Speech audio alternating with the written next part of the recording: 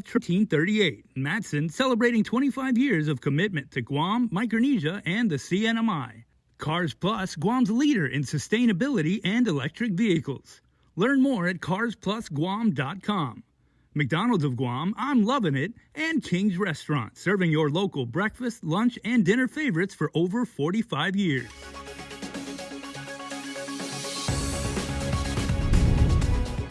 Ahead on KUAM News Primetime, a burglary in the middle of the day at Barragata home while the owner was inside his bedroom. Authorities tracking down the suspects and finding meth, plus 2 break-ins at Guam Department of Education properties today. Police working with education officials to catch those responsible. And pushing for a safer environment for judges and others in the legal community. A look at the discussion as the Pacific Judicial Conference gets going in Tucson.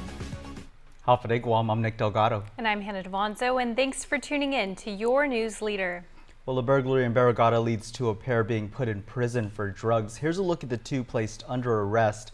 Police say a Barragata homeowner was inside his bedroom Friday afternoon when he heard footsteps coming from his living room. The victim quickly checking when he saw 2 complete strangers standing there, one man holding a suitcase. The pair, along with an unnamed third suspect, took off in a Toyota Corolla. The victim was able to get the plates to their getaway car. Authorities spotted the car in Upper Tucson Sunday, making the arrest and finding meth in a glass pipe. 54-year-old Miyashiro Johnny and 48-year-old Reno Nathan, each charged with drug possession.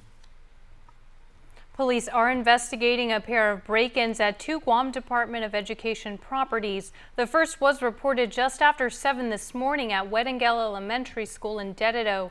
School officials tell Guam police they found an open window before calling in the burglary. It's the second burglary investigation at the northern campus in the past month. Officers also showed up to the GDOE warehouse in PD just after 9 this morning to a separate break-in. Investigators say they are working with school officials to assess the damage and if anything was stolen. The break-ins did not impact operations at either site. Police investigators are nowhere closer to solving Friday's shooting reported at a beach in Dededo. Guam police telling KUAM today the victim is still in recovery. He's not well enough yet to speak with officers. GPD detectives now waiting for him to be cleared by medical staff before they get new details. As KUAM first reported, a man in his 30s yelled out for help while at Tengisan Beach early Friday. The witness telling authorities the man said he was involved in a random shooting. The gunman was wearing camouflage clothing. Investigators spent Friday morning gathering clues and evidence in and around the victim's black Dodge sedan. Still, no arrests have been made. Stuck out at sea, 13 people had to be rescued in deep water a couple of miles outside Tumon Bay today. Guam Fire Department spokesperson Nicholas Garrido says rescue units got the call around 11:30 this morning of distressed recreational watercrafts. Officials finding the group on 7 jet skis. Garrido says they were all taken by boat back to the Hagatna Marina and did not need any medical treatment. Rescue and hazmat crews towed the watercrafts back to shore, as officials say it posed a hazard to other boaters. A man is in police custody following a robbery at a local gas station early this morning. Guam police responded to a call at the mobile gas station in Hagat just before 6 this morning. Witnesses giving authorities details of the robber after calling it in to 911. Guam Police spokesperson Officer Berlin Sevilla confirms the man involved in the robbery was caught by police. Sevilla, however, did not have information on the suspect, only saying that the investigation's ongoing. Fortunately, no one was hurt. A new indictment is handed down against a retired Guam police officer accused in multiple criminal incidents reported while he was still on the force. 56-year-old Jojo Garcia is charged with 3 counts of terrorizing and reckless conduct and official misconduct. A Superior Court grand jury handed down the superseding indictment late Thursday. Court documents state Garcia allegedly threatened 4 victims, including 3 GPD officers. The alleged incidents occurring between November of last year and this January. Last December, the retired police lieutenant was caught on cell phone video arguing with a group in a Dededo neighborhood while holding a rifle. Garcia is scheduled to answer to the new indictment tomorrow morning before Judge Maria Senzon. And protection and safety for those in the legal community, it's an issue many don't often consider when we hear about the cases that filter through the court system. The issue is one of many highlighted during the joint annual District Court of Guam and Biennial Pacific Council Conference underway this week. Local and federal officials coming together to ensure the protection of others and themselves. Guam's legal community coming together. Our theme is like safety for lawyers, safety for judges. Chief Judge Francis Tedinko Gatewood speaking during the annual District Court of Guam and Biennial Pacific Judicial Council Conference in Tumon today. Asian Development Bank Executive Director Ambassador Chantel Wong returning to the island to highlight the economic challenges for the region, the discussion with island media, safety for those in the courtroom. U.S. Marshal Service Director Ronald Davis admitting the overturning of abortion rights is among several reasons officials have their guard up. Just over the last few years, we've seen threats against the judiciary globally rise from anywhere from 1,500 to now we track over 4,500 threats on an annual basis against the judiciary. Clearly, we've seen increasing threats since the release of the Dow decision. We've actually seen overt actions towards assaults against the judiciary, but we're also seeing threats against government, against federal law enforcement, but also our judiciary. None of us took this job because we wanted to win a popularity contest. Ninth Circuit Judge M. Margaret McEwen of California expressing similar concerns. Administrative Office of U.S. Courts as well as Federal Judges Association has really been indefatigable in enforcing the need for judicial security. We've had a number of tragic incidents. McEwen recalling the 2020 deadly shooting on the federal judge Esther Salas' son at their New Jersey home, the attack injuring the judge's husband and killing her 20-year-old son Daniel Andrew. The deadly attack prompting legislation to scrub all online information of federal judges and their immediate family members. It's difficult for judges to do their job when they're always looking over their shoulder with incidents of security. The other thing I might add is often the public imagines that our greatest security threats come from individuals who've been sentenced or individuals in the criminal justice system. So I think they would be surprised to know that many times it's a civil law case, a personal gripe or lawsuit that brings someone to threaten and even take action against a judge. It is very critical that we understand the evolving threats, not just the disgruntled plaintiff. It is now, we're looking at everything from extremism to, as you heard from the FBI, domestic violence extremism is also posing a threat to the judiciary, so we must be prepared to respond to that. The island's legal community will get a week filled with discussions that also include demystifying cryptocurrency, mental health in and out of the courtroom, and drug trafficking. Well, in one of her most powerful quotes, Queen Elizabeth II said this during her Commonwealth Day message this year: in these testing times, it is my hope that you can draw strength and inspiration from what we share as we work together towards a healthy, sustainable, and prosperous future for all. One of the many sayings the longest-serving monarch said publicly. And tonight, an important programming note: you can watch NBC's live coverage of the funeral of Queen Elizabeth II starting at 7:30 p.m. on KUAM TV 8. Still to come on your news, leader, young voters just aren't showing up to the polls. Election officials trying to change that. And a bill on marijuana edibles is set to go up for a public hearing. These stories and more coming up next. Half a day. I'm Eddie Calvo, and I've had the good fortune of knowing and working with attorney Tom Fisher for several years. Tom is a highly intelligent man who knows the law, and he's very serious and mission-driven. And he's focused on getting things done right, and he doesn't waste time. Smart, determined, and efficient, and that's exactly what we need in the legislature. Please vote for Thomas Fisher for Senator. I'm Tom Fisher, and I approve this message. Every person in this world is unique. I'm a celebrity makeup artist and a content creator. I'm the vice president of our company and a very proud grandma. I'm a Filipino and I am 7 years old. I would say I am always an eternal student. I define beauty as being empowered, just feeling beautiful as who you are. I am a Chamorro, born and raised in Guam. 저는 사랑이 최고라고 생각합니다. Kinahan pamilya ko, pamilyang Maheto. 謙虚であるということとは重んじます。It is valuing our differences, respecting one another, and sharing a deep love for our island. Is what makes us one people.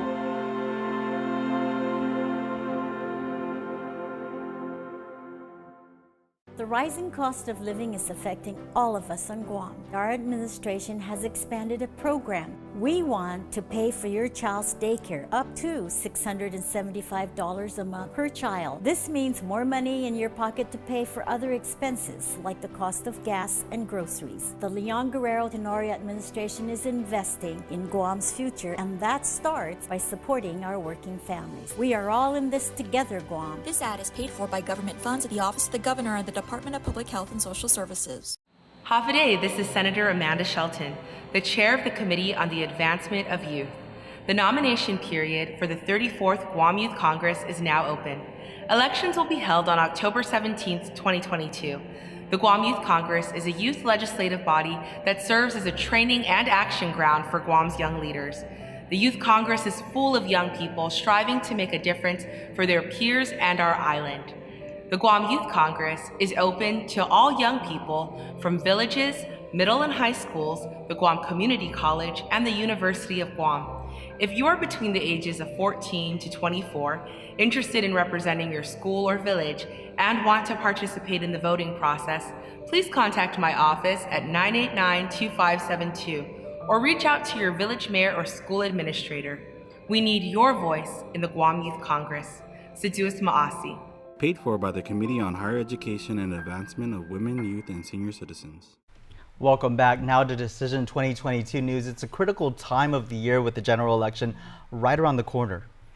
And though we are up against the clock to find out who will lead the island, shocking statistics reveal many of Guam's young adults lack interest in the election process, let alone want to show up to cast their ballot. The island's youth are a vibrant and active group of individuals, yet statistically they don't show up to the polls come election day. Guam Election Commission Executive Director Maria Pangilinan admitting a lack of participation from voters 18 to 24 years old. To her, it comes as no surprise. In 2020, we had 4,059, right? 18 to 24-year-olds. And that's out of 55,000 voters. Though the numbers of registered voters from that demographic are low, Pangilinan says registration overall is slowly climbing. Today, we have 7,000 of those out of 58,000 voters. To find out just how much our Gen Zs are invested in politics, we went to the Guam Community College's campus for our latest canvassing with KUAM to see if the average student would be casting their ballot in the general election. Some said yes, others had their reasons for not getting involved. Will you be voting this election season? No, I will not be. My main focus is just on school. Anything other than that is, I know it's important, but it's just not my main focus as of right now. I haven't registered to vote yet. Many young people that are interested in the island's politics tend to lean to the left.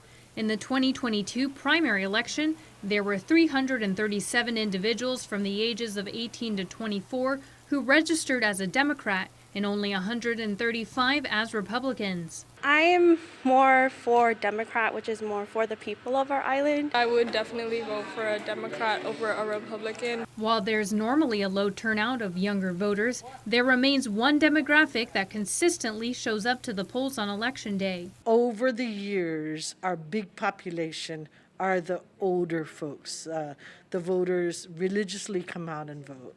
The elderly normally make up the biggest population of voters. In the 2020 general election, over 9,800 individuals over the age of 60 voted. Pangilinan hopes to combat the issue by getting young people registered. We were up at Sanchez High School last week, Thursday and Friday. We were able to arrange for a registrar to come and get trained this week. And so they will have a registrar full-time starting the end of this week. Other than that, questions remain on what approach election officials should take. Trying to figure out what to do, still trying to figure out what to do And, we try to get them as early as we can. She did find one area that piqued students' interest. Of course, you know that we have problems with precinct officials or recruiting precinct officials.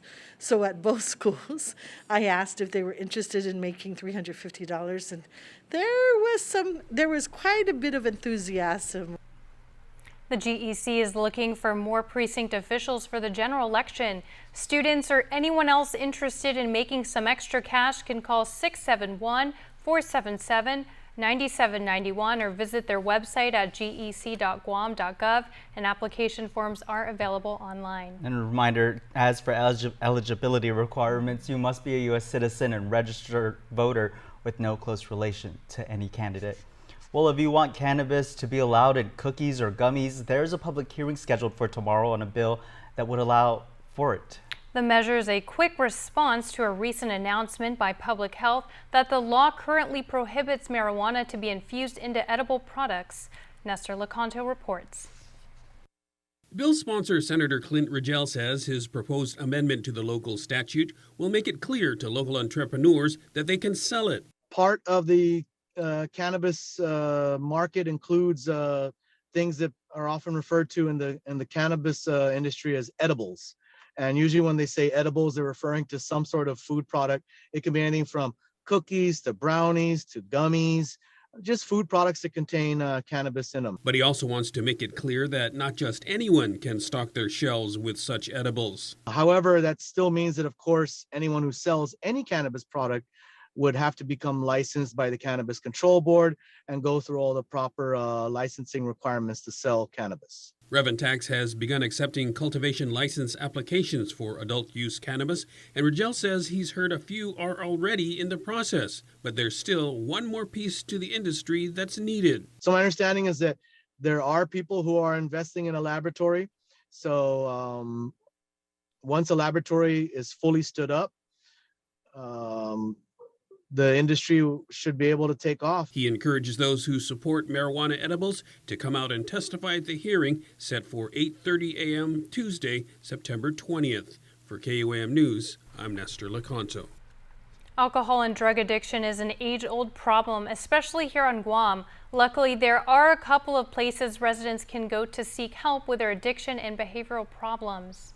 Daniel Perez takes us to one of those places, New Beginnings, in the island's capital. In Hagåtña, Loretta Bloss is a certified peer recovery specialist with New Beginnings out of the Guam Behavioral Health and Wellness Center. She sees residents daily who are on the med, struggling to gain control of their addictions. She knows that struggle all too well. It all started in 2017. I started off homeless and addicted to meth. CPS has stepped in, they took my 2 children away, and I was referred to treatment. I had to do inpatient treatment at the time it was Oasis Empowerment Center, residential for women. And I was also under the drug court program, Guam Family Recovery Program. While those were important resources to get her back on track, New Beginnings was also the support system she needed for a successful recovery.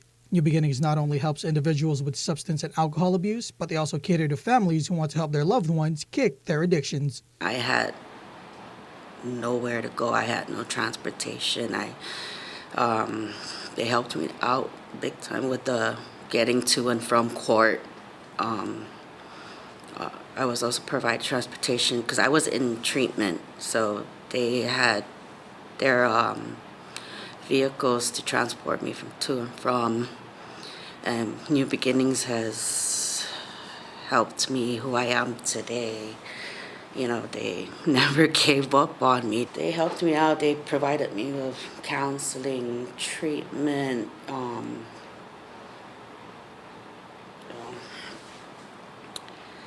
They helped me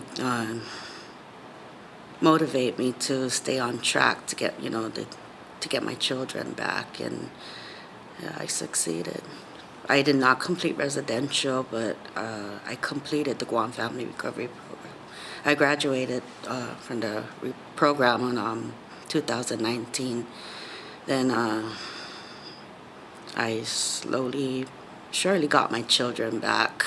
Now having conquered her own addiction, Bloss now helps guide others towards the path of a drug-free life. It inspires me to help people just like me, trying to encourage them and motivate them that there is hope and, that you're not alone. We cannot do this alone.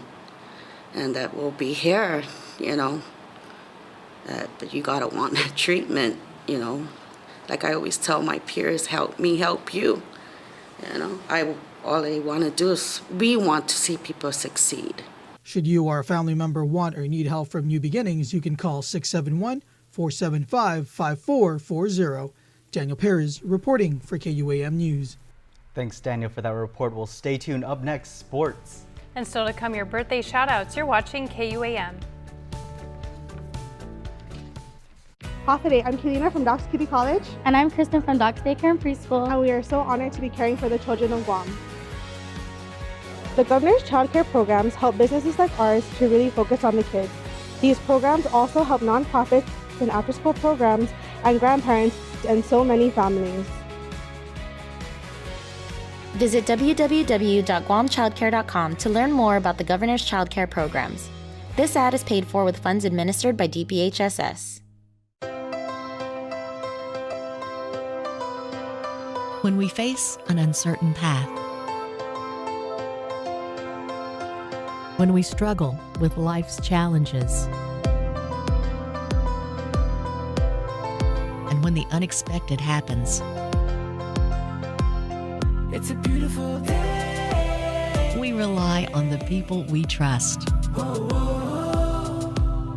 it's a beautiful, who we can always count on, and the ones who give us the most care throughout the years. Rely on Calvo's Select Care to give you the comfort and security you need wherever you are. Gov Guam employees, retirees, and survivors, enroll today. Hey, Mom. Hey, honey. What's all this? I had McDonald's money. Oh. Buy one of your faves like a quarter pounder with cheese or 10-piece chicken McNuggets and get another for just $1 only at McDonald's. KUAM Sports is brought to you by Docomo Pacific. Better together.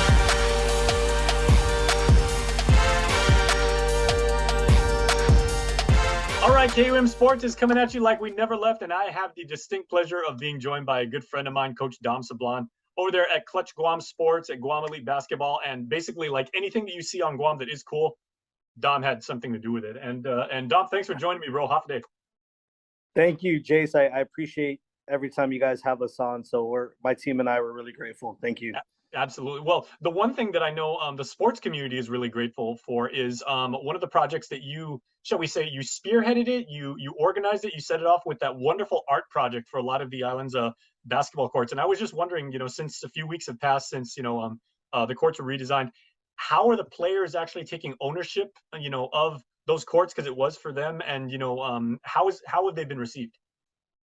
Yeah, I mean the project was awesome. The reception for the community has been great. Unfortunately, I haven't had a chance to go and revisit the court since the conclusion of the project, but I have visited a couple, and just from the artwork itself and giving kind of a safe haven for these kids, especially the kids, right? I mean, basketball courts, as you know, as we get a little older, the whole outdoor and cement, kind of the wear and tear on the body. So yeah, it really was for the youth of Guam. And we get tagged on a daily, whether it be kids from Estumbo going out to Estumbo Gardens, sending us videos of them playing, or going down south to the Agate basketball court and the Agate community, sending us videos and kind of tagging us and really being appreciative of the artwork down there. I think it speaks volumes of, the entire team and everyone who was involved, right? Lisa Nicholas, AKA the Few King, was instrumental in on the art side and really bringing out, what the village represents and trying to portray that on the mural themselves. So the reception's been good. I haven't heard any negative complaints about any of the courts. I think, just walking onto a court and seeing a really full-sized mural just brings out a sense of pride and, wanting to go back and continue to play there. So it's been great. Cool. KUAM Sports is brought to you by Docomo Pacific. Better together.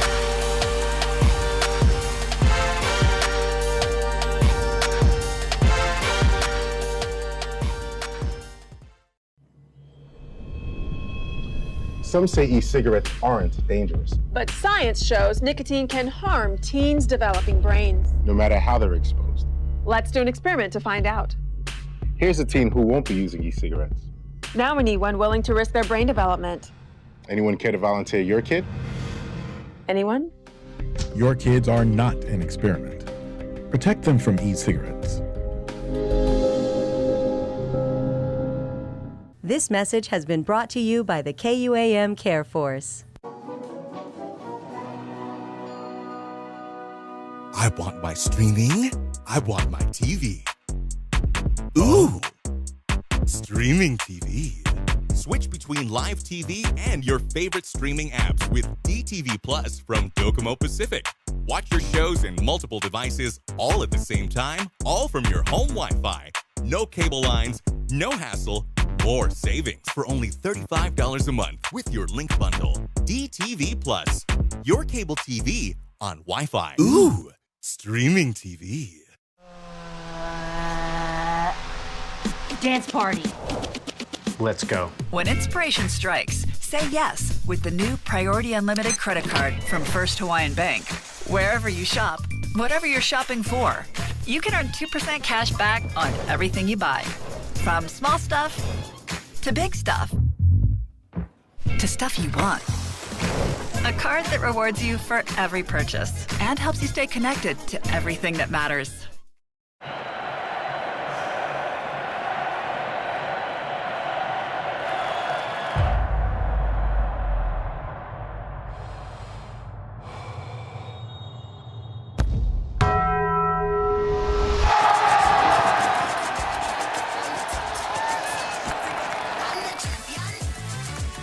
All that melty cheese you crave with double the steak is back at Taco Bell.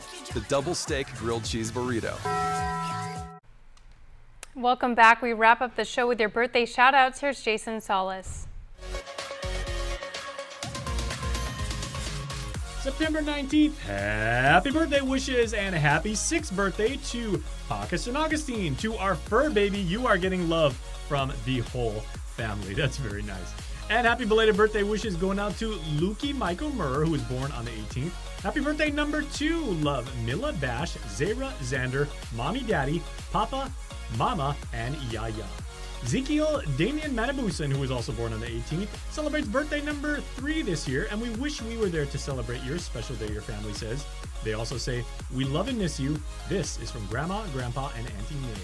And born on the 17th of September, Kiara May. Again, I regret to inform you, but your childhood has expired, says your shout out. Happy 18th birthday to Pumpkin. Happy birthday, each and every one. You too can be a part of our Coach Sun Crewmate Birthday Club by checking it out on KUAM.com. And that's our show. Thank you so much for watching. I'm Nick Delgado. And I'm Hannah Devonzo. Have a great evening, everyone, and please stay safe, Guam. Good night.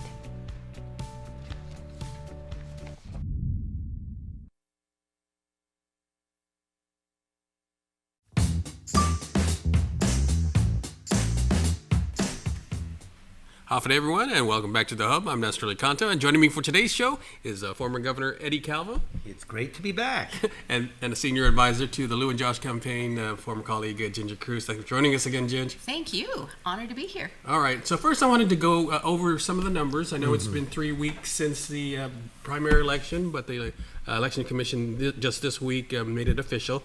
So I wanted to see what you guys thought about the numbers. I know it's Felix and Tony and didn't run directly against the governor and Josh, but let me see if we can pull up that screen.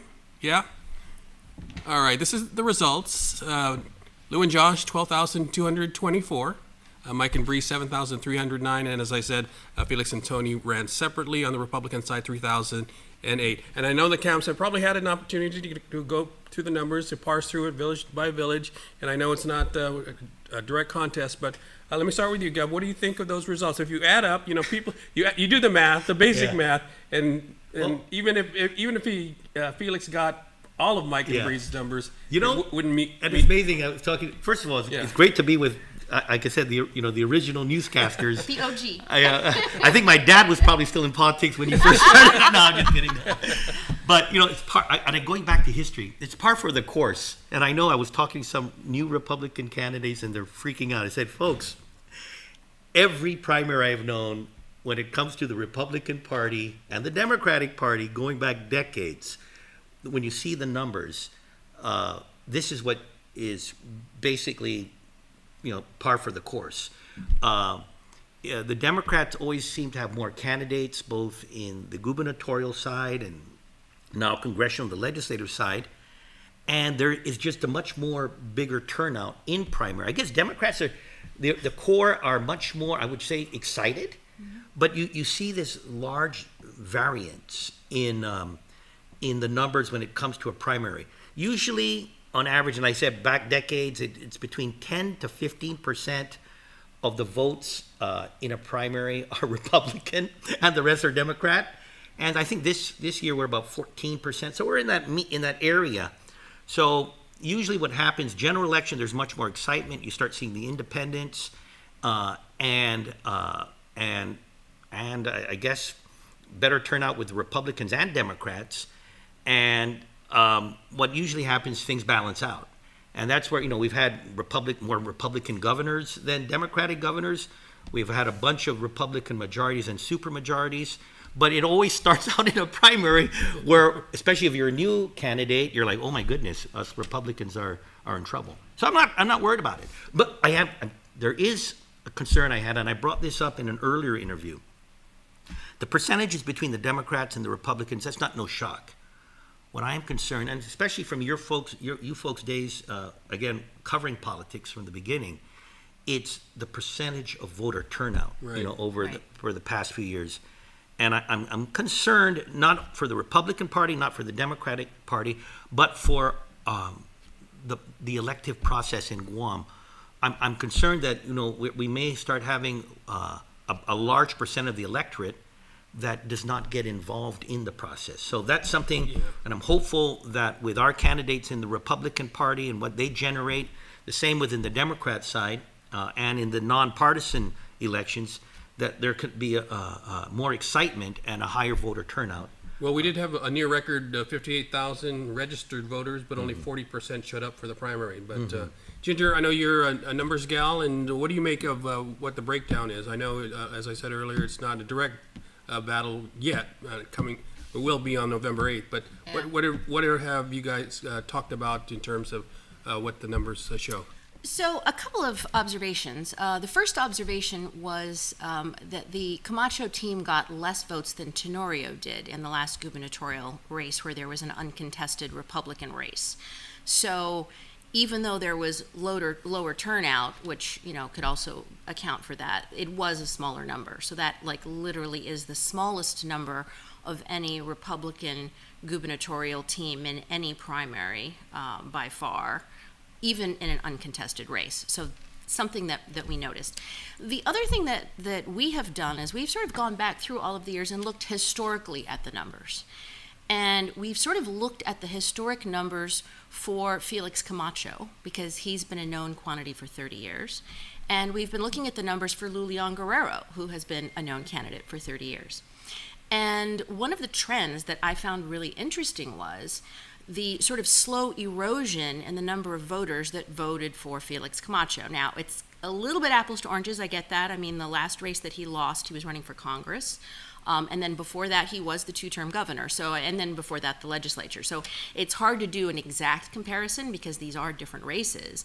But if you just sort of in general look at the numbers of voters who see his name and vote for him, that has steadily gone down with no anomalies.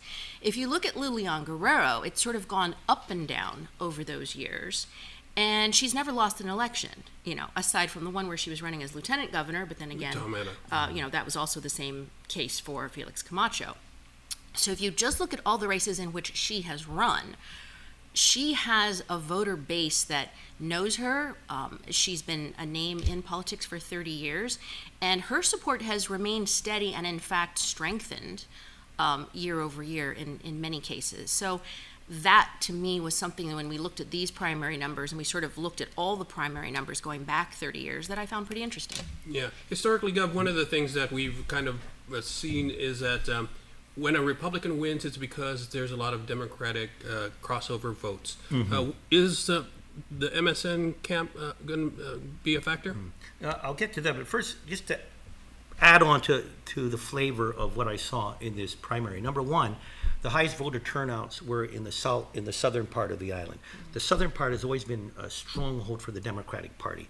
If you see the areas where there was, again, less voter participation, both in places like Tumuning and Mongtotumaiti, and places such as even Dedido. I did very well, in my last election, Dedido very, very well, and Jigo.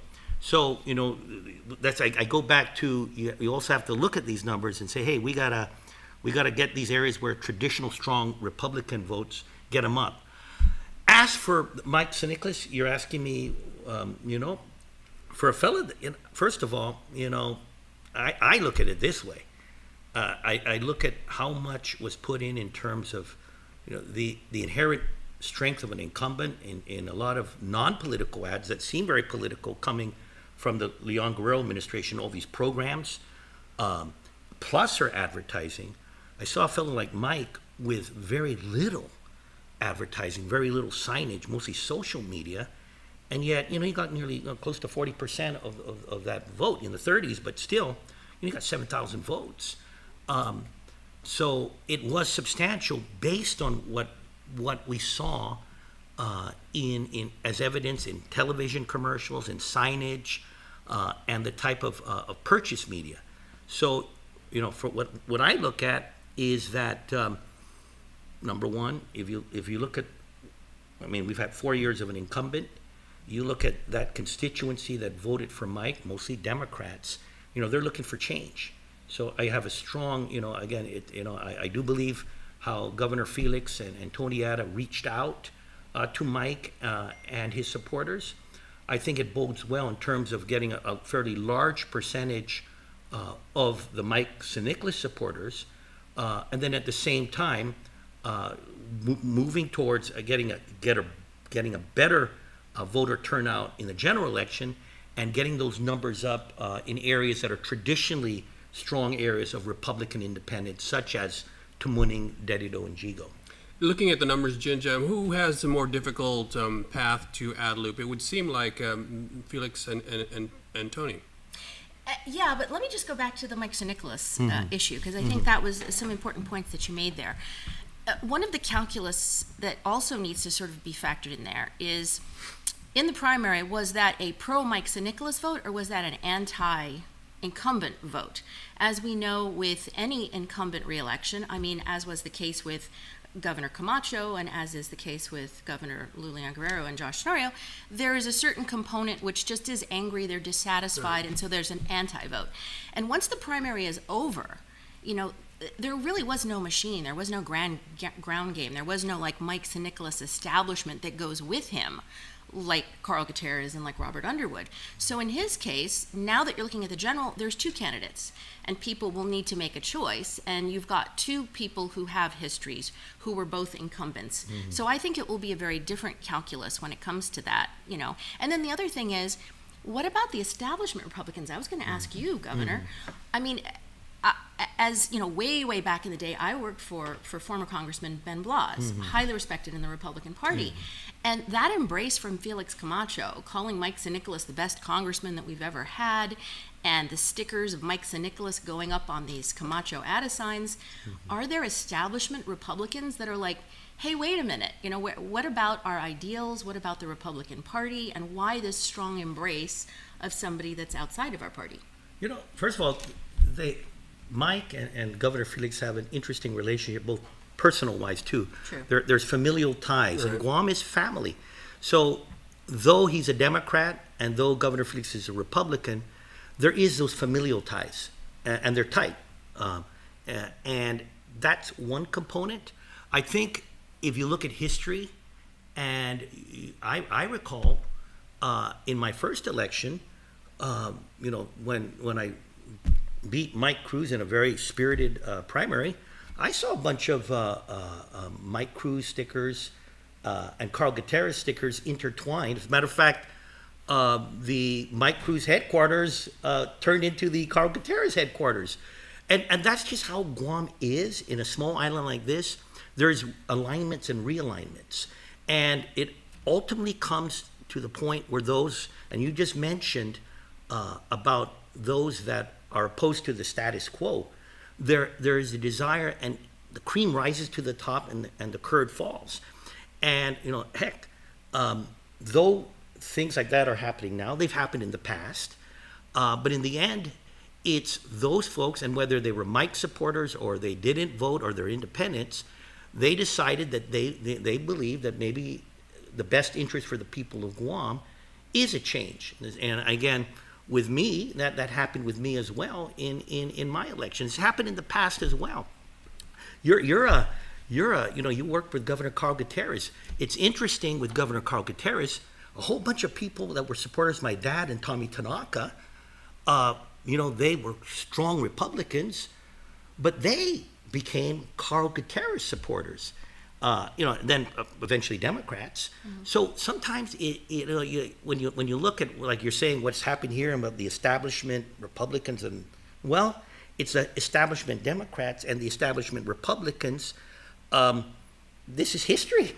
There's nothing bizarre about what happened with Mike and Felix, aside from even closer familial relationships than what's happened in the past, and whether myself or Felix Camacho, or Carl Gutierrez, or Governor Joe Addo, or Governor Ricky Berdalio, or my father. All right, we're going to take a quick break, but I want to get back to that question about the road to Adelup right after this break. Right. Please stay with us. Mobile offers a new and convenient way to fuel your vehicle. Pay gas and go. No need to line up inside the store. Press preset. Enter whole dollar amount without decimals. Press Loyalty ID and enter your mobile number or insert Smiles card. Insert and remove payment card or tap contactless credit card. Begin fueling. And don't forget to grab your receipt. Pay gas and go. It's that easy. Guam's auto appearance specialist, Elegant Reflections, has been providing the automotive industry with professional detailing and car care products at its highest quality, from complete detailing, full interior detailing, exterior detailing, headlamp restoration, hand washing, seat and carpet shampoo, engine degreasing, undercarriage cleaning, paint sealant, fabric protection, paint oxidation removal, and so much more. Visit us at our new location. Call 646-5555 for an appointment. Elegant Reflections, Guam's auto appearance specialist, over 20 years of experience. Attention contractors and future homeowners. Come and network with Guam's construction industry at the 2022 GCA Construction Industry Trade Fair and Expo, happening September 29th and 30th at the FD Phoenix Center in Manilao. Doors open from 9 a.m. till 3 p.m. on both days, and admission is free. With over 50 exhibitors, your time will be well spent looking at new products and services, whether you're a contractor or future homeowner. For more information, contact GCA at 671-647-4840.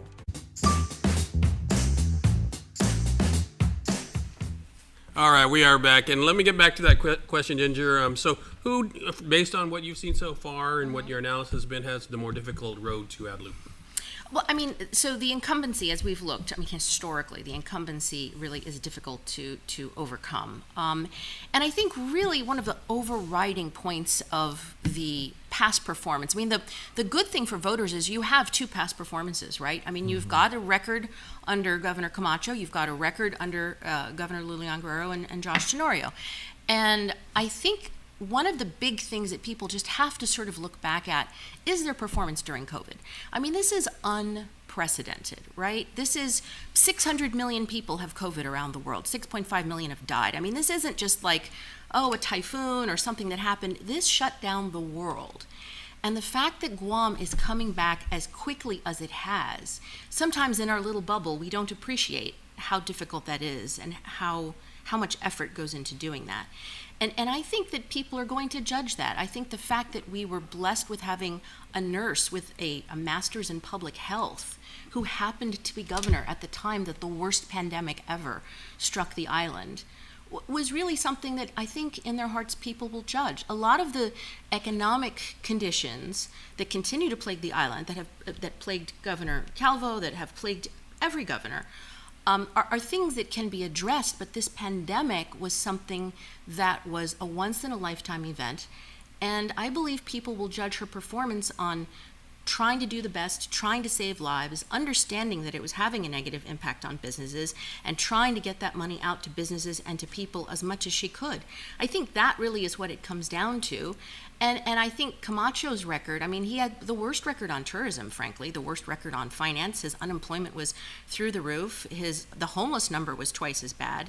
So, I mean, if you really start to look at the records, which I think we're going to see more of, I mean, the choice is clear, in addition to the fact that the incumbency is a really impossible thing to overcome. It's interesting that it's an interesting coincidence that both of them came into office with the governor came in, of course, with a pandemic, and then when Governor Camacho came in, it was the series of typhoons that struck at the beginning of his term. So, what do you think, Governor? What do you think is who has a more difficult path to have? Obviously, what Ginger mentioned on the incumbency and the power of the incumbency in terms of presenting your face or your programs, because again, Governor Liu has a big war chest with in terms of her campaign, but then again, have you seen, again, unprecedented, the amounts of monies that have been spent on public service announcements by her administration on all the different programs.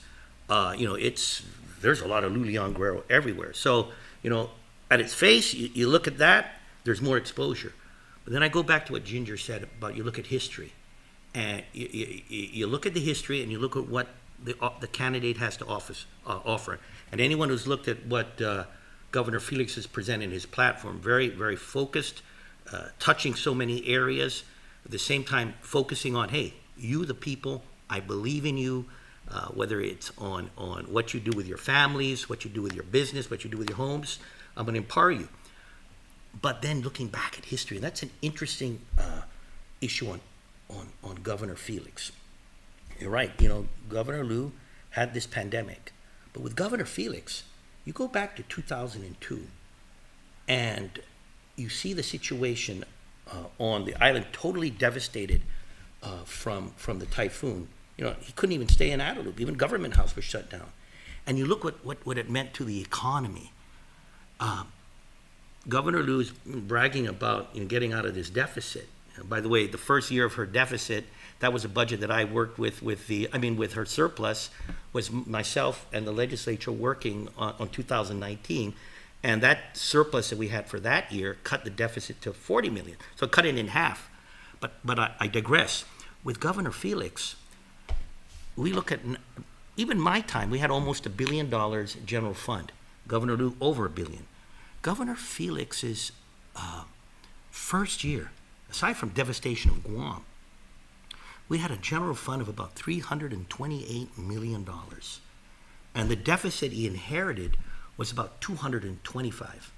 Now, if you look at that percentage of a deficit towards the total revenue coming to the government, if you were to juxtapose it to the current situation with an administration that it's at about $1 billion, that would be akin to if that same situation that Governor Liu was confronting would not be a deficit of 80 going to 40 million. It would be close to $700 million deficit. So Governor Felix came in with an island that was totally devastated, and a deficit of $700 million. I mean 200 million, but again, like with Governor Liu, that would equate to like 700 million, but was able to rebuild the island, build a whole bunch of schools, police stations, and of course pass the baton to me, where we took it to another level. So I think when you look at Governor Felix, what he did, what he plans to do, there's a lot of good things to talk about and compare. And then of course, I haven't gotten to the part about Governor Leon Guerrero's record, but for 2 years she shut this island down. Inflation has gone up. The only thing that's gone down is the price of crystal meth. It's gone, I think in my time, from $500 to $600 a gram to now it's a little bit over between 50 and 75. And the homicide rate has doubled. Even some of the issues on the statistics are coming out with crime and violence. I'm glad they finally made an arrest of someone bringing drugs into the DOC. But if you look at my record on a drug arrest, yeah, we were having an arrest every week at Department of Corrections of people trying to bring drugs in. Now, because there's very, very few arrests of folks bringing drugs into DOC, does that mean it's not happening? No, it means it's not being interdicted. And I go back to the sexual assaults that have occurred in our island in the past 4 years. What I'm concerned about is particularly child sex molestation. The most of the child sex molestation cases and how they were brought to the police was because a child was going to school, and he reports it to a teacher, to a friend, and then that gets reported. We had 2 years of no school. So I'm just wondering a little bit some of the issues on that are unreported. Okay, let me get Ginger to respond real quick to some of those points, and then we'll move on to the debate. I want to talk about that. Do you have anything to say? Sure, yeah, a lot. Oh, sure. I need to unpack a lot. So there's a ton of points when it comes to how did Camacho deal with those issues during his time. One of the data points, during the 8 years that he was in there, they had ARRA funds, which are similar to the ARP funds, federal funds. He left 65% of those unspent on the table, and you had to go get $150 million of it back. So, that wasn't a great performance. When you're talking about the platform, I've read the Camacho platform cover to cover, and I'll tell you, it's disturbing. There's no solutions that are presented, like on the economy, like a clear plan for how to increase revenue. There's nothing there. When it comes to the issue of crime, the platform talks about things that are within the purview of the courts and the Attorney General's office, which has nothing to do with the governor's office. And we all know that Governor Camacho had an edifice complex because he thought, building 5 police stations was the solution, when in fact, in your transition report, when you took over from 8 years of Camacho, you noted that they had a 5-year plan to increase staffing, and they'd only gotten 27% of it done, and you said that was a terrible performance. Now, I'm not trying to say that, it isn't still something that needs to be addressed, and the governor's tried to address that, but that's been a long-standing problem. And the governor now has done more to interdict drugs at the post office and so many other places, and absolutely try and do things to deal with the root cause of the crime, not just build a pretty building, but to actually deal with drug treatment, drug rehab, and putting more police on the streets and interdicting more of the supply that's coming in. Crime is a huge problem, and they're very serious about it, and they are doing things about it. Another interesting thing from the platform, okay, real quickly, the Camacho team wants to put contractors into the villages and put guns in their hands, and that's their solution to crime, which frankly would be people that are not under the purview of the police department. But then again, maybe that's a good thing, because we all know that under Camacho, the morale under the police department was bottomed out, and they were running a prostitution ring that was, and had police officers that were involved. So a lot of questions, a lot to unpack. I really hope people do take a serious look at the 2 records. All right, the edifice complex. That's a new one. We're going to take a short break and be back with even more. Please stay with us. The rising cost of living is affecting all of us on Guam. Our administration has expanded a program. We want to pay for your child's daycare up to $675 a month per child. This means more money in your pocket to pay for other expenses like the cost of gas and groceries. The Leon Guerrero Tenorio administration is investing in Guam's future, and that starts by supporting our working families. We are all in this together, Guam. This ad is paid for by government funds of the Office of the Governor and the Department of Public Health and Social Services. We're celebrating your special day every day with Cold Stone Creamery. Register your loved one for the Cold Stone Creamery Birthday Club. Email a photo, name, and birthday to birthdayclub@KUAM.com by noon on weekdays and by noon on Friday for weekend birthdays. Include a special message and we'll read it on air weeknights during KUAM News. Cross your fingers on Friday. You could be the lucky winner of a Cold Stone Creamery ice cream cake, and the lucky nominator will receive a personal treat from Cold Stone Creamery. The Birthday Club is presented by KUAM and Cold Stone Creamery. Pop it like it's hot, pop it like it's hot, pop it like it's hot. Pop it like it's hot, pop it like it's hot, pop it like it's hot. Pop my classic and spicy 50-50 popcorn chicken combo, only at Jack in the Box.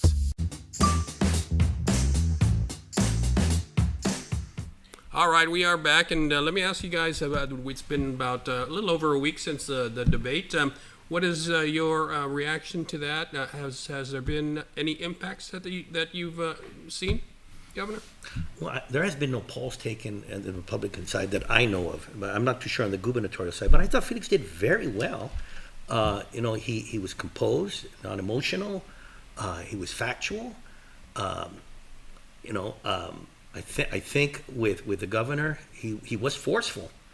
And that's a good thing. I think when you see, I gotta just go back to when Governor Camacho first came to see me, and told me that he's going to be running, and why he was running. Obviously, the gentleman, has been out of politics for a few years.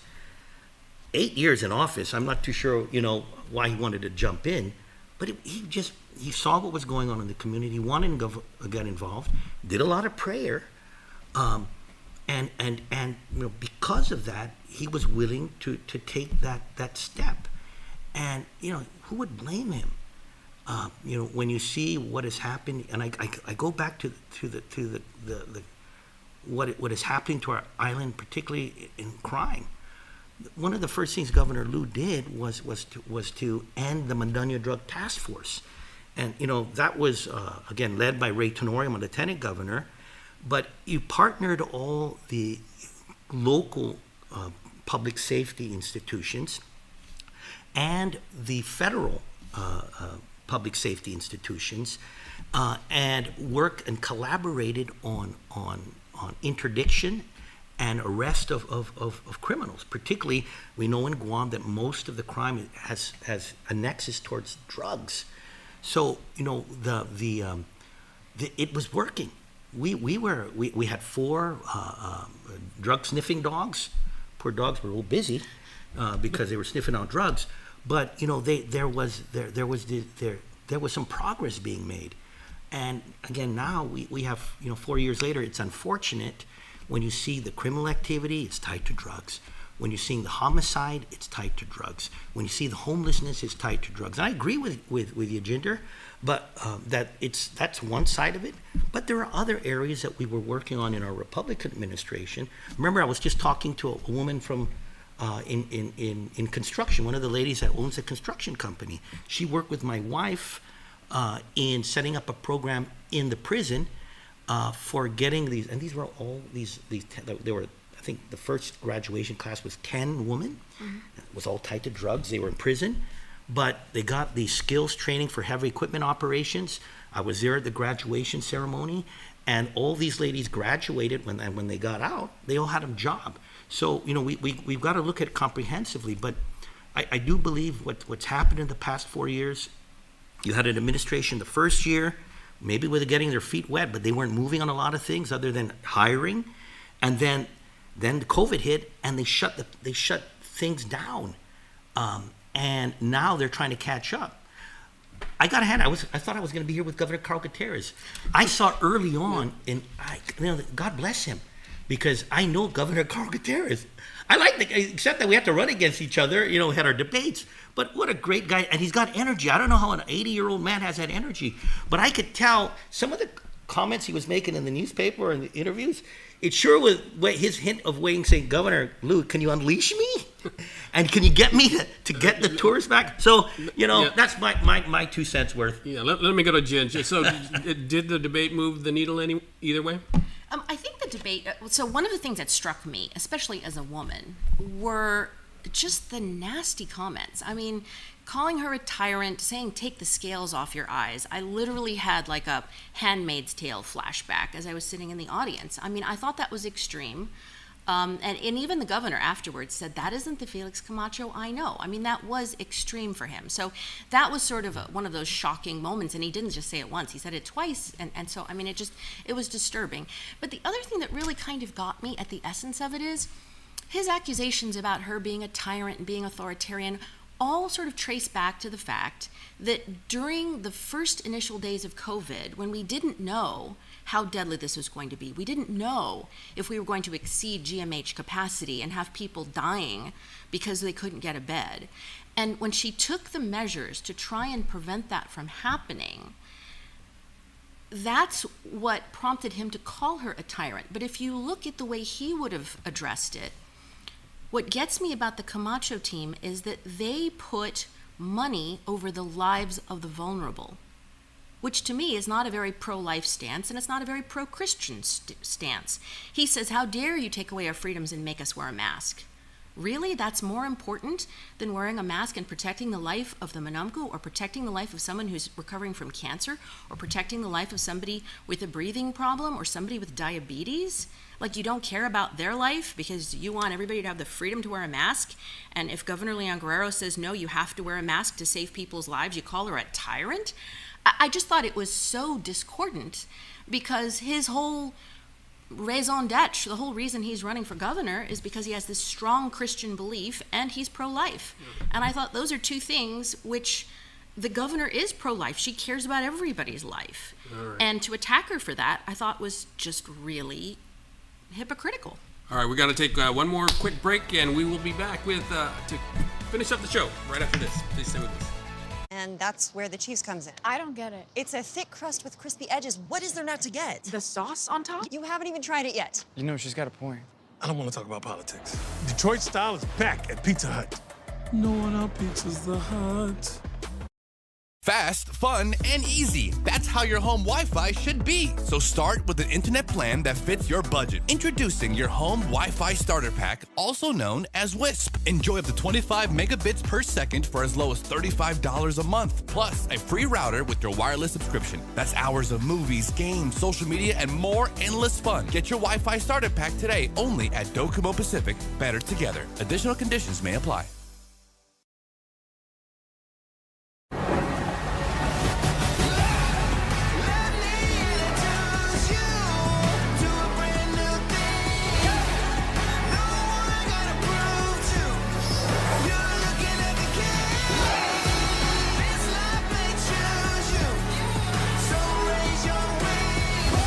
The all-new Hyundai Tucson.